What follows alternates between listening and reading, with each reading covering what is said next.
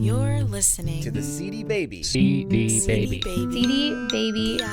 DIY Musician Podcast.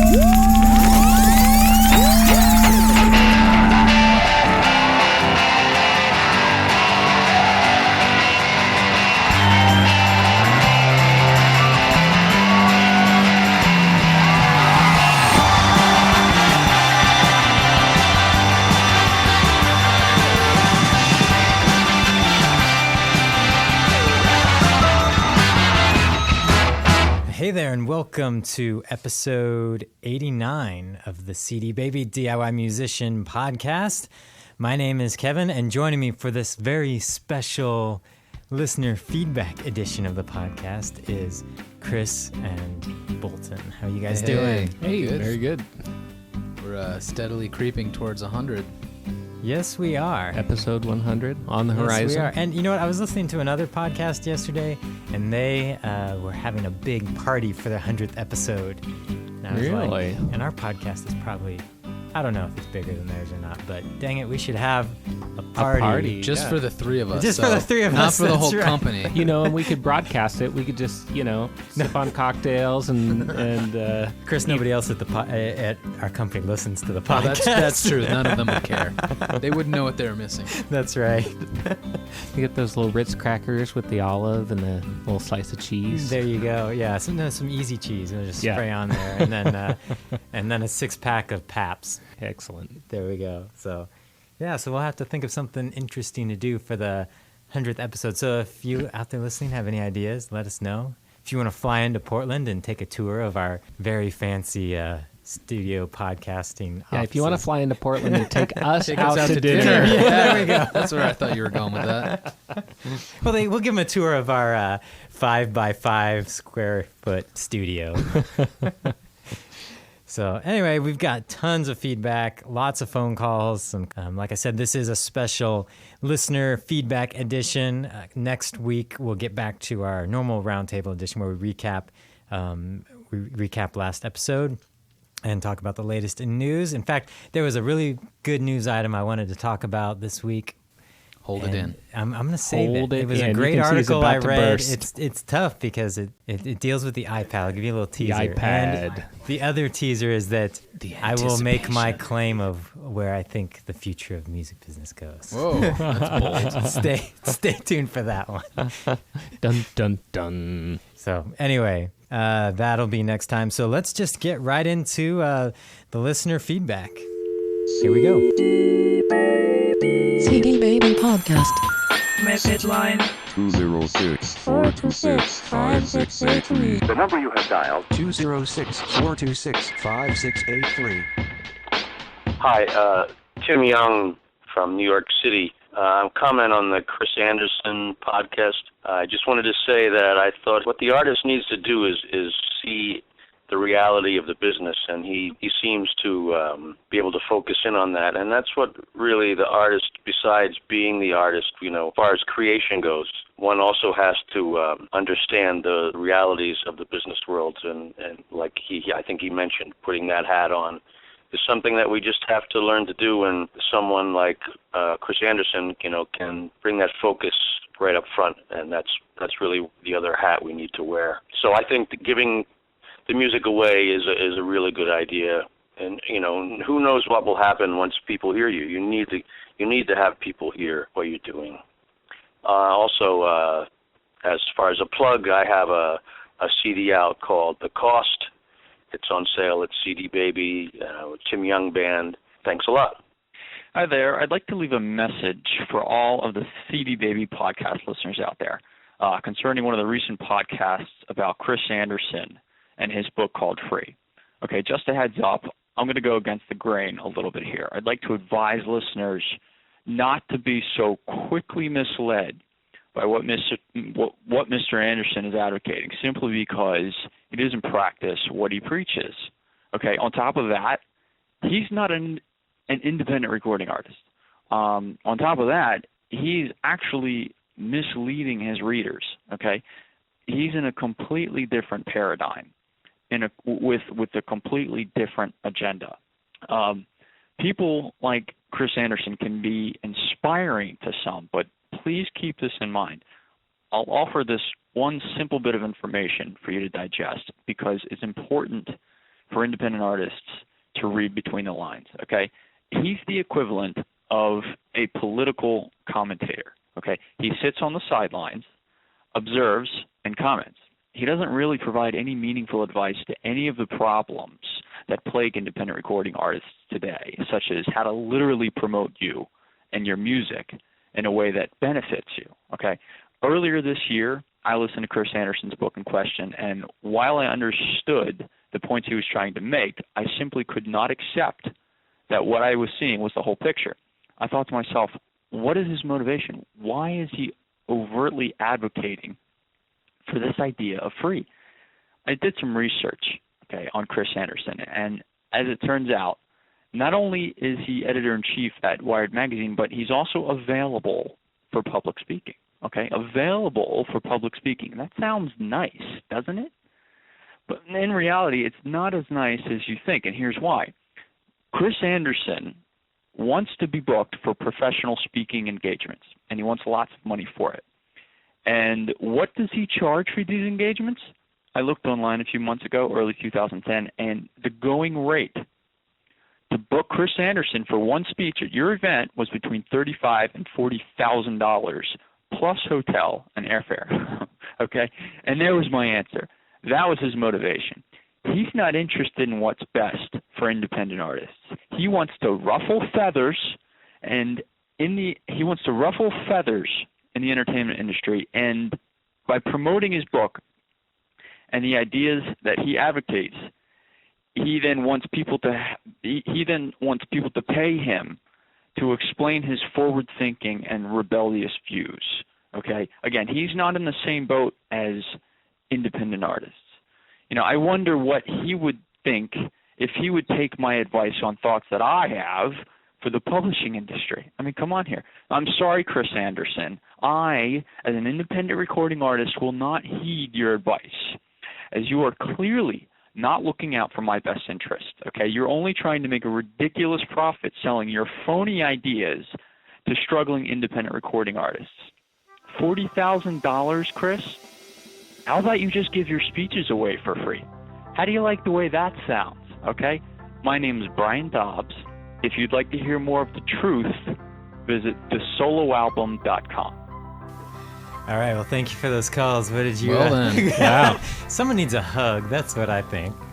I just think that there wasn't. He didn't. I mean, talk about arguments not holding water. This last caller, like His name was Brian Dobbs. Brian Dobbs.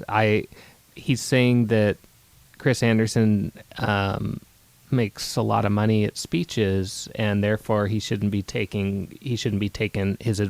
be taken seriously. Like, I don't really see that's a reasonable argument. Yeah. In a way, I think it's great that he was looking into what Chris Anderson does and kind of exposing the whole picture. But in a way, it's an example of what Chris Anderson is preaching. Give away the book online for free.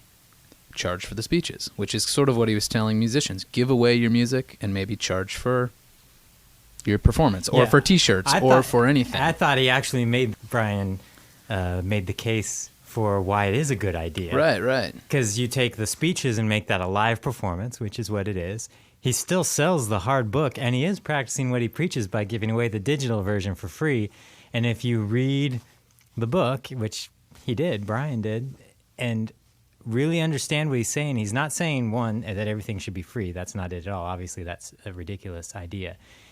But in the world of digital, that there is an opportunity to make things available for free, and you should. And I thought Chris Anderson was doing just as exactly that. And we talked about it in the interview because it didn't go as smoothly as he had planned with how iTunes integrated it into both the podcast section and the audiobook section, and it became confusing for people.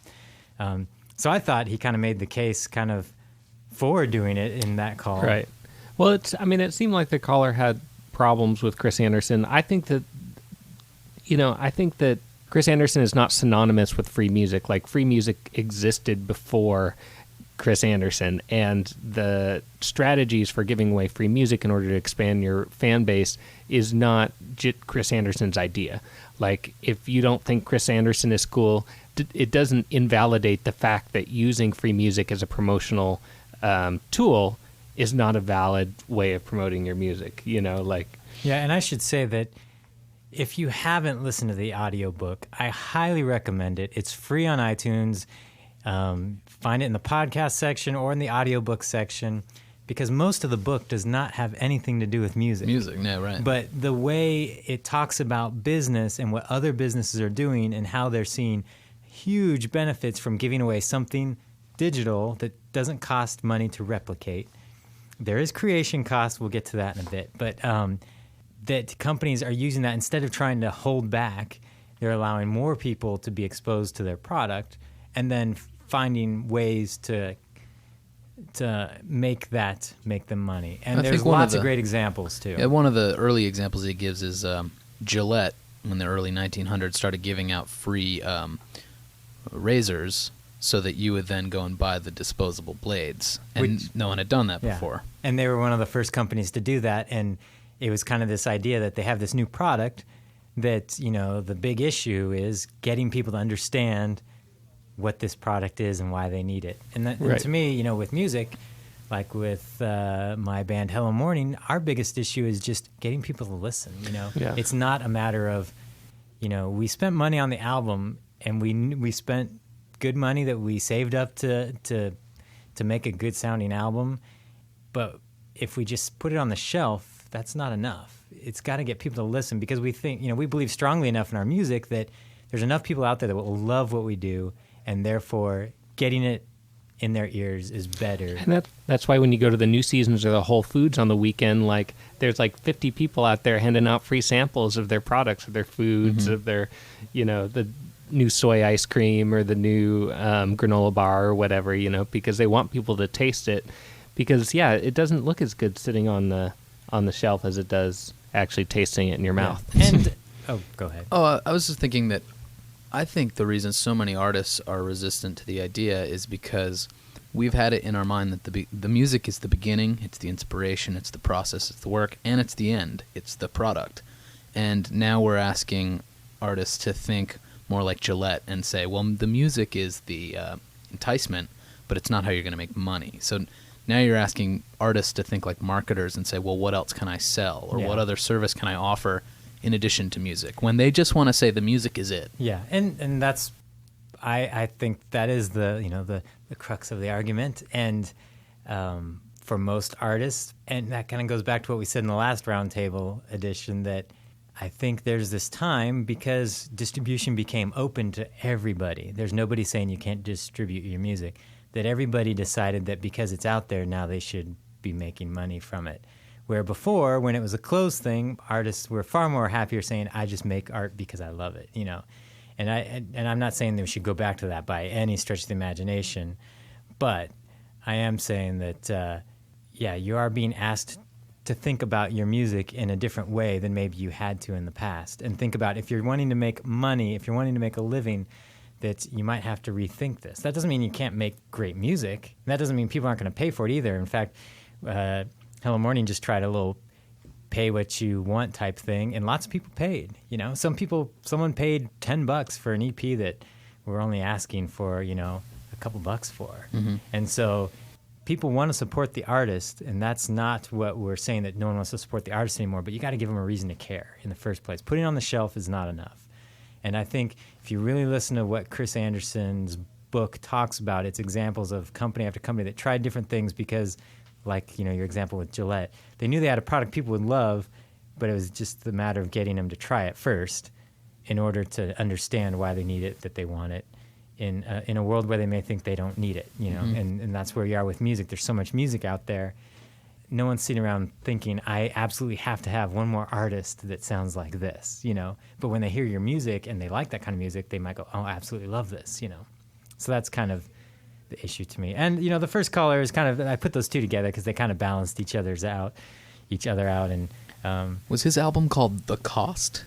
It might have been. It's funny that he was all about the free idea, and his album's called The Cost. Maybe it was a different cost. Yeah, Chris. it could be. Speaking of the cost, on the podcast website, there was a lot of different people chiming in saying, that's great, but giving away a digital MP3 file might be good and not cost me anything to give that away, but it still cost me to make the album. So I responded to that in a couple ways. I've got one of the responses here. Let me read it. I wrote, the fact that the CDs cost $1 to $3 a piece, depending on the type of packaging you choose, kept artists from being generous and trying to create a little more buzz by giving some away. So instead of people hearing the music, they kept boxes of CDs in the basement in hopes that some magical thing would happen to make people seek out their music. Now that you can give out samples of your music for free digitally, you're able to get a broader audience that hasn't heard your music to engage at no extra cost. Remember, the album recording cost is the same whether you sell 0, 100, or 1,000 copies. The way you're going to be able to build a consistent income stream is by having a large number of people listening to your music and anticipating your next releases. What Chris talks a lot about is how using a free component, you can create a much larger pool of listeners interested in what you're doing. And people would, comment, well, that still doesn't make a difference that I paid a ton of money to produce my album. But you can't ask a buyer to care how much you paid for your album. And that's what I responded with. That the problem is, whether it's a problem or just, how things are, is that people don't buy music based on what it was spent to make the album. They don't. When Michael Jackson was making albums for millions of dollars, for each album, you didn't go to the store and have to pay more because, hey, they paid a lot of money to record this. Right. Or the same album, you hear about albums becoming hits all the time that they paid, next to nothing to record, and it just became this massive hit. Yeah. You don't pay less because they only paid, a couple $1,000s to record it. So the buyer is not conditioned to think about what costs to make the music. To them, the cost is the physical CD that sits there on the shelf. And you take that away and they don't see that physical cost anymore, and they don't think about, well, the artist still spent tons of money recording this. Some people might, but the only way you're going to get them to think about that is if you build a relationship with them and they care about you as an artist. Yeah. And that's where artists need to be focusing their energy. And that's where you're going to make a difference and build income streams and get people wanting to buy your music. We've tried to give some music away, and people told us, no, I wanted to buy it, so I went to iTunes and got it, or I went to CD Baby and got it instead because I want to make sure you guys are supported. And so that's the relationship you're trying to build. And also, taking a step back, no one's telling you to give your whole catalog away for free. No one's even telling you to give your whole album away for free. Maybe just start with one or two tracks as if they're radio singles and see what happens. Or maybe it's not for you at all. I mean, we've got plenty of artists selling. Some of our bigger sellers here have such a niche genre that they reach out to that they sell their CDs for $20 a piece and sell hundreds of them, And we see that every day, and it's like, I wouldn't tell her to necessarily give away. Obviously, they've got their audience, and they're forking over a lot of cash to get that and their audience product. is willing to spend that much on CDs, And yeah, I mean, whatever you're doing is working. I'm really, when we talk about the idea of free, is for people that are like, I'm in a rut, I'm not moving anything, I'm not expanding my fan base. I think this is a viable option that you should consider, at least consider. But let's move on. We've got more calls that don't necessarily pertain to this subject. Hey guys, this is Philip Clark at philipclark.com. I also have the State of Blue-Eyed Soul, my debut CD on cdbaby.com. Big fan of the podcast. I just got turned on to you guys in November and had to catch up on all the podcasts. So it took me about 4 months to listen to everything, but I finally caught up. Man, you guys really just send us to school on things. I have lots of comments. I'm probably going to leave them one at a time, but the one thing I wanted to touch on real quick is to get familiar with your genre podcasts and blogs. For example, I do soul and R&B, so I went and I found all the blogs and podcasts that really gravitate towards my type of music, and I basically just got in touch with the people that run them. And I've been able to not only get featured on blogs, but also have an entire podcast show featuring my music. And then some of these people are also remixers, so I've been able to actually get remixes of my songs, which is another great way of just, having a new spin on your own material. So I would definitely recommend doing that. One quick and easy way is to set up like an RSS feed in Google Reader or something with your particular genre, and just start following blogs and and contact the people that are doing them. It's been a really great way for me to get more people interested in my music and grow the website. In addition to all the other great tips that you guys have. So that's just one thing. I'll leave other messages, but I love you guys. And again, check out philipclark.com or my record on CD Baby. Thanks a lot. Bye. Hey guys, it's Philip Clark. I had one possible suggestion for getting more people to come to your website. I actually do a blog every Friday called Free Funky Music Friday, and it's just basically, me going through and finding the music, like the free mixtapes and podcasts that are out every week in the music genre that I, gravitate to, which is soul and R&B. And then every Friday I do a post just spotlighting those, types of music. And, as a music fan, it's just good information for people, and it's helped me get new fans and listeners of my music to my website. I can tell on my web hits every week that that's a popular feature that I do every week, and people really enjoy it. So, it's not really generating content of my own in terms of my music, but it does get new people to the table and to listen to the music on my website just by posting a blog of the type of music that I like listening to and the finds that I make every week, because there's so much great music coming out now in mixtapes and podcasts that, I was just compelled to do it. So just a possible tip for people that want to get more traffic to their website. If you enjoy R&B and soul music, go check out Free Funky Music Friday on my website at philipclark.com/blog. Love the podcast, guys. I'll talk to you later. Bye. All right. Thanks for those calls, Philip. He left a few calls, and there were some good ideas. Yeah, I thought both those calls had some good points. What's a blog? All right, Luddite. Sorry, I didn't want to disrupt your train of thought there. It was disrupted already. So, no, he had some good points there. I really liked what he was talking about, how he features other artists on his website, like on Friday, like Free Funky Music Friday, other bands that kind of fit in his genre or that he likes. And I think that's a great idea. It reminded me of something we're trying for our next show with Hello Morning. I thought we need to, start working together with the other bands that are on the bill, and not just, us show up and promote our fans and do whatever they do. So one of the bands is other bands that we're playing with. We know them, and so we're doing a little email exchange. So we're not exchanging the email addresses, but we're each going to mention, hey, we're playing with this band. Here's a link where you can check out some music.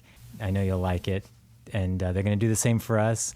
And I just thought it'd be so much easier to motivate people to the show if they know there's several bands there, that they've heard the music, they like it. Yeah. And so his call about like featuring bands on his website kind of reminded me of that. I thought that's a good idea. That's a good idea. It's better when you build a community. That first call where he's talking about setting up Google Reader to to follow all the blogs that are sort of in your genre is just sort of a little kick in the pants for me to do that same thing. And I think that, wasn't it when we did the interview with the guy from Hypebot, said that he had a Google Reader with like 100 blogs in it or something like that? I think it was like 200. Like 200 blogs. It was insane. Yeah. If you can do that, if you can take all the sort of important resources that pertain to your, genre of music and have them all in one place, it's, in a way, it's kind of like having your finger on the pulse of. Yeah, especially if you've got a more niche genre, and that'll definitely help. Then you start to actually, use Facebook and Twitter as an opportunity to start interacting with those people for real.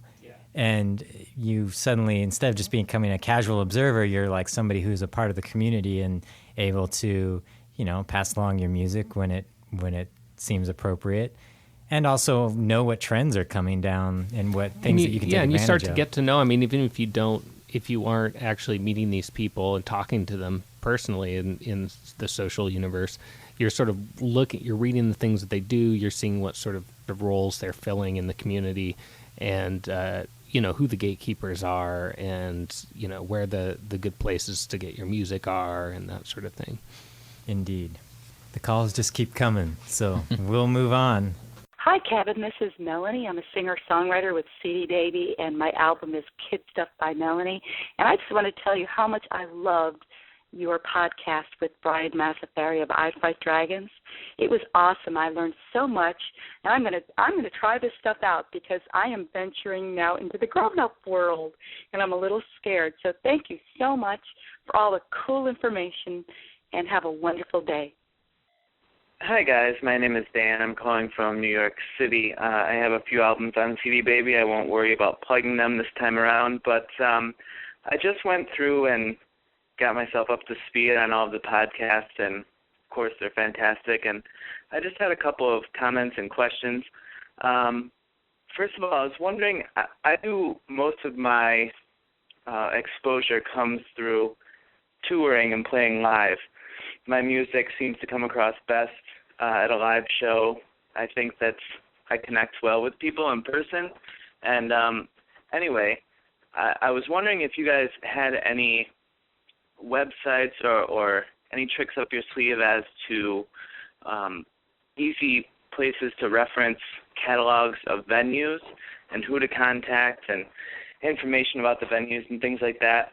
And almost more importantly than that is the more I tour, the more I look to share gigs with other bands or other singer-songwriters and things like that. And a lot of times I'm throwing a gig out there that I've done all the work for. I've booked it. I'm promoting the heck out of it. And it's going to be a really good show. And I almost have a hard time finding people to just say, hey, come on and play an hour set. Come and play a 45-minute set.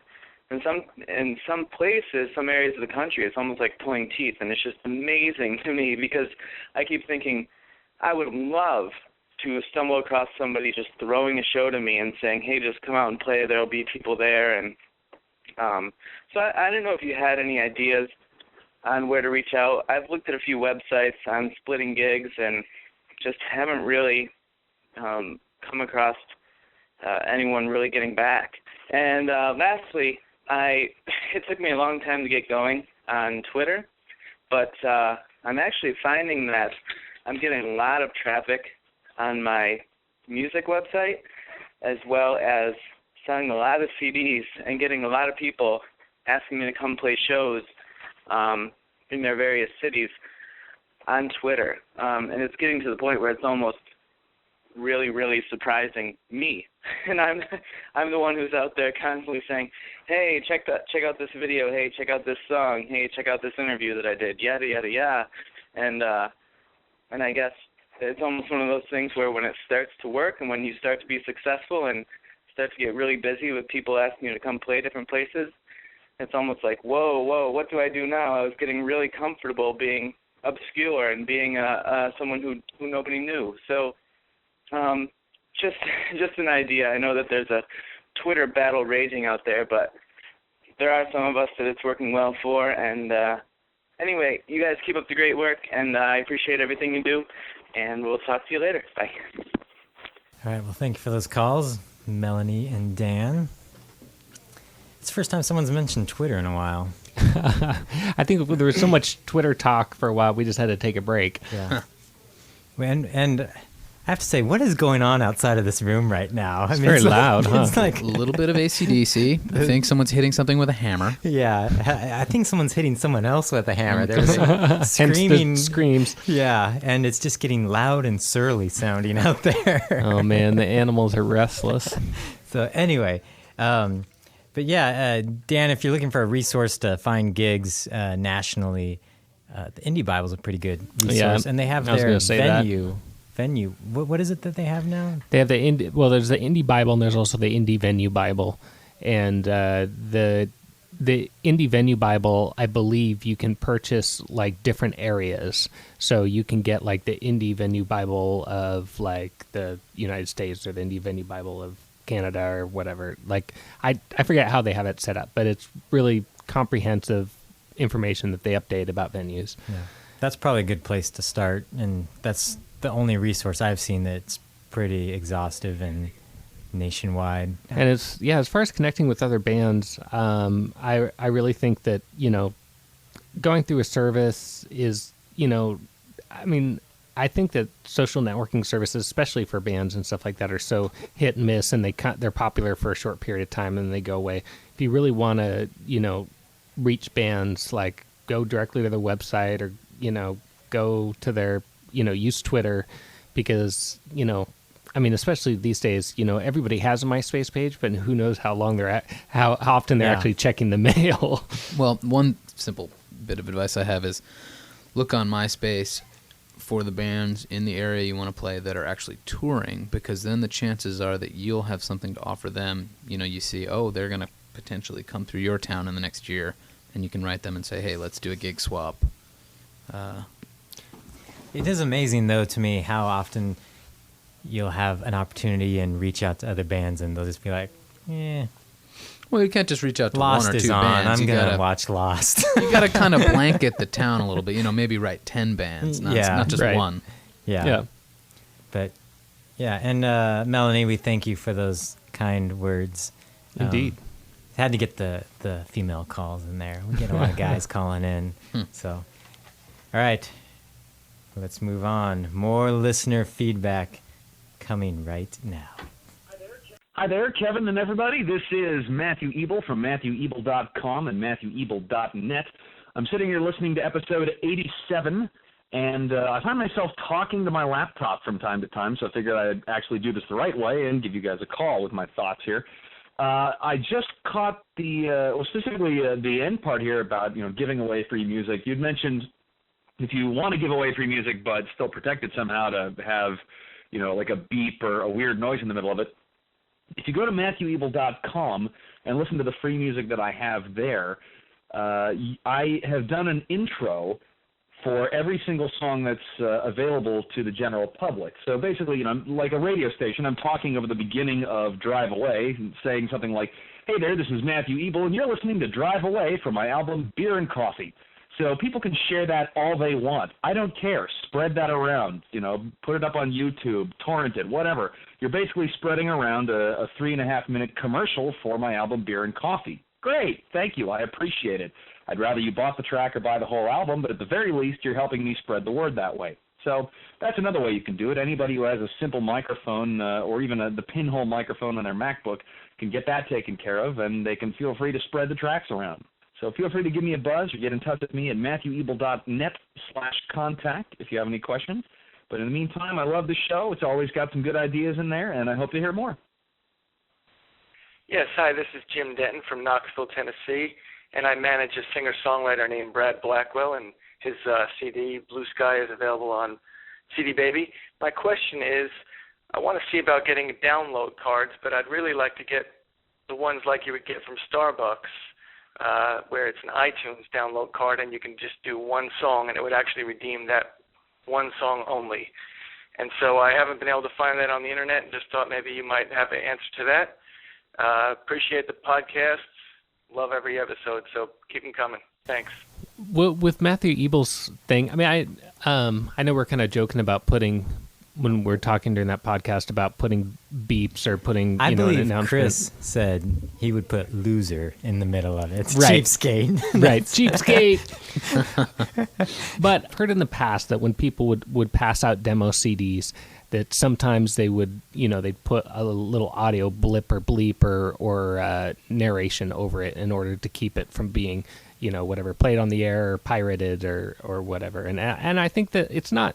it's not a horrible idea, but I think that, the idea with giving away free music is for it to become a part of someone's life, for them to make an emotional attachment to it. And I think and then they'll come back and they'll buy more music.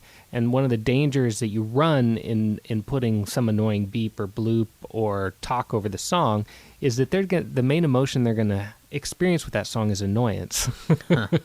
Yeah, I could see it both ways. I could see it working and being something that they get and go, oh, I should check this out. I really like this, and pass around and kind of understand that this is to be passed around because It is more of an ad. I wouldn't hand that out if I took their email address. Right. If I was getting something from them, I would give them the real deal. But I see the value of doing it that way, the way where Matthew described. I have heard in the past, back in the day when I would frequent record stores, the little promotional things you would get sometimes would be almost like a collage or a compilation of a few songs from the album, and it Right. wouldn't be the whole songs, and it might be the artist saying, "Hey, this is so and so. I'm really excited about this album." Blah blah blah. Yeah. And then you wouldn't get it in all the songs. So I have seen those in the past. I don't think anyone does that anymore, but yeah, it's something interesting. I think that's a good idea. What Matthew's saying for somebody who's like hesitant to give it a shot. We'll try that.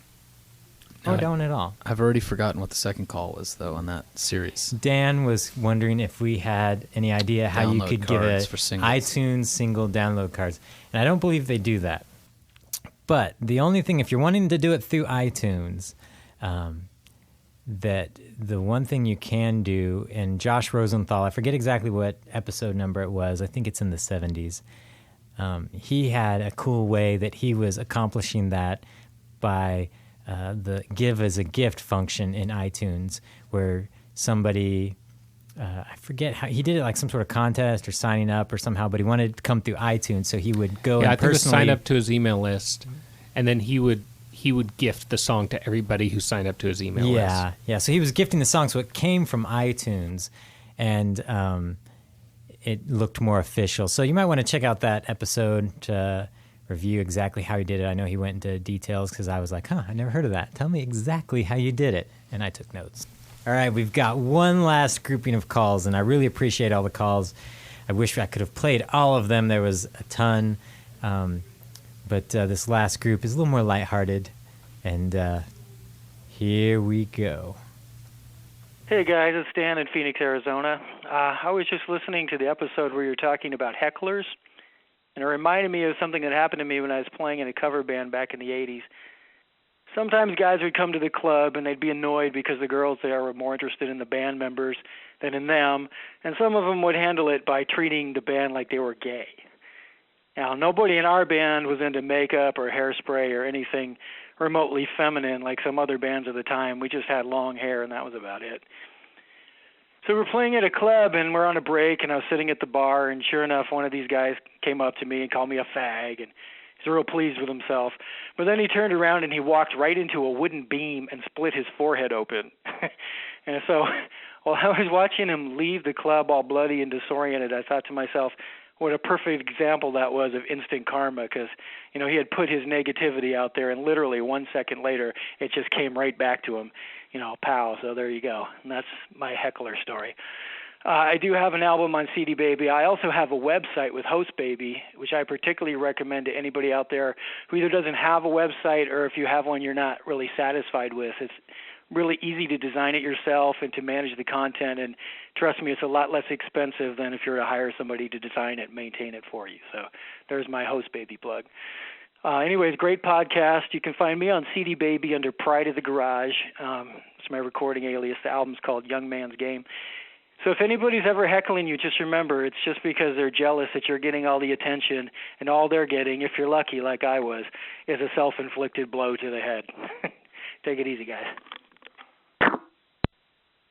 Hey guys, Philip Clark again at philipclark.com, or you can check out The State of Blue-Eyed Soul on CD Baby. I have to chime in on the Bolton, Robert, Chris topic, because I just don't understand why you don't differentiate between Chris R and Chris B. Like, I don't think that would be that confusing to just call them both Chris and just say Chris R or Chris B. I was used to Robert for so long, and then the Bolton thing came along out of nowhere, and it's kind of weird. I like the theme song, though. But, I don't know, just a suggestion to make things a little, flow a little more smoothly. Chris R, Chris B, just my 2 cents. Love the podcast, guys. Talk to you later. I think really what's going to happen is every 15 episodes, you're going to change your name. I'm just change my name to something else. So next time it can be Chris B. Maybe I was lying that your name is really Chris. Well, you know, we haven't gone by Charles yet. That's my middle name. That's true. That's and that's what you originally were going to go by. If I was going to go by Charles, and then last minute I changed it to Robert. Literally last minute, I was about to hit record. No, go by Robert. That sounds strong. Even his mom gave him crap about that one. My mom did. She's like, I just don't know why you have to go by Robert. It's not your name. That's not what she named you. I know. I know. I guess I It's can't get still rid of it. I didn't realize that the name change would be the most controversial thing we ever do on this podcast.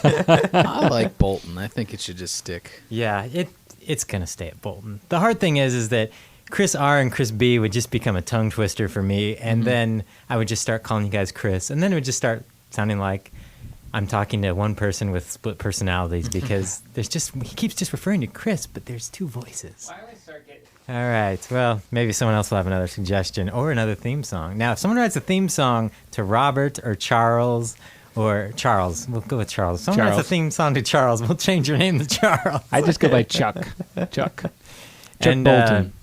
Dan and I are Facebook buddies, and he was telling me that he had to call in with his heckler story because That was a great one. Because he had just listened to the episode with your heckler, so. Which heckler? At the Doug Fir when you played. I mentioned that on the podcast? Yes. I think that was the only heckler I've ever had, but Yes, I was you surprised talked about I mentioned it. Yeah. Huh. It wounded me. It did. You took a 9-month break because of that. I know, that one guy destroyed me. All right.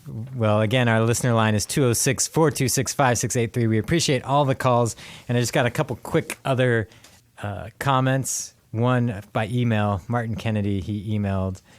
He's in the band called All India Radio. Great stuff. I found him one day when I first started working here at CD Baby a while ago just because I was walking through the warehouse and I liked the album cover. And great instrumental ambient stuff. I think he's in Australia.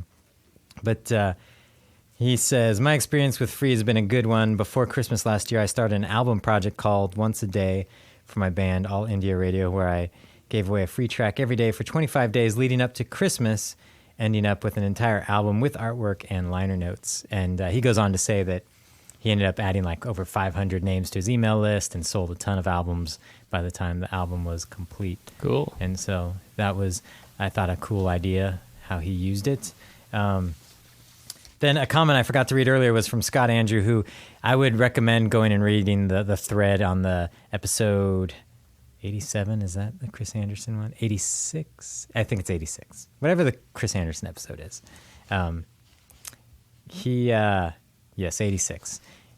He has a lot of good points, but one of the kind of little sound bites from what he talks about, I can say, is the value of art to someone who doesn't care is zero. Regardless of how you price it, you always start at zero. Yeah. And, I think about that when, I'm someplace and they've got like all these paintings. A lot of coffee shops here in town have like paintings by artists and stuff, and they'll be priced at $1,000, and I'll be like, $1,000? I don't even want that. Yeah, I don't even want that. If they told me to throw it in the garbage, I'd help them out, And it's just one of those things where it's like, but to somebody who that striking is beautiful or perfect for what they're looking for, right. It's worth it. And, right.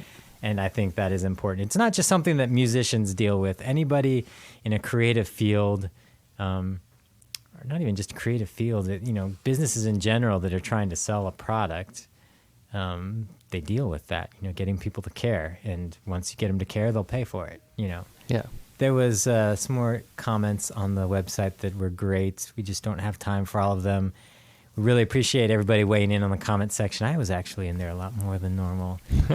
And also everyone who called in, please keep calling. We'll keep using them in our regular Roundtable edition, which, like I said, next week will be a Roundtable edition where we recap the episode about radio and talk more about news and current events. And I think that's it. And the iPad. Yes. And the future of music. Future of music. That's right. You realize once you make this pronouncement that it's going to be available in the podcast archives. And it will be. And I'm pretty confident on this one. You better be right. Kevin's vision I've of read the enough, future of music. Well, I can tell you one thing.